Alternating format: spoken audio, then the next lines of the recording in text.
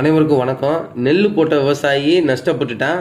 கத்திரிக்காய், தக்காளி, வெண்டிக்காய், பச்சை மிளகான்னு காய்கறி போட்ட விவசாயியும் நஷ்டப்பட்டுட்டான். எள்ளு, கடலை, பயிர் பச்சை போட்டவனு நஷ்டப்பட்டுட்டான். இப்போ தண்ணீர் பழம் போட்ட விவசாயி நஷ்டப்பட போகிறான், நஷ்டப்பட்டுக்கிட்டு இருக்கான். தயவு செய்து என் அறிவார்ந்த என் அன்பு சொந்தங்கள் சிந்திக்கணும். எவனோ ஒருத்தன் கிளப்பி விட்ட வதந்தியை நம்பி தண்ணீர் பழத்தை சாப்பிடாம இருந்துடாதீங்க. இந்த வெயில் காலத்தில் தண்ணீர் பழம் சாப்பிட்றது ரொம்ப ரொம்ப ரொம்ப நல்லது.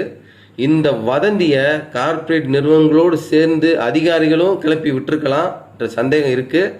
ஆனாலும் அவன் தயாரிக்கிறதுக்கு மட்டும் பே ஒன் கெட் ஒன் ஃப்ரீ கொடுப்பான்.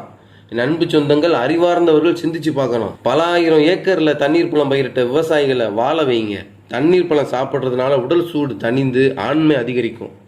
பொதுவாக வெயில் காலங்களில் இந்த உடல் சூட்டுனால நரம்பு தளர்ச்சி நோய் கூட வர வாய்ப்பு இருக்குது. அதனால் சிவப்பு நிற பழங்களை சாப்பிடுங்கன்னு சொல்லி டாக்டர்களே பரிந்துரைக்கிறாங்க.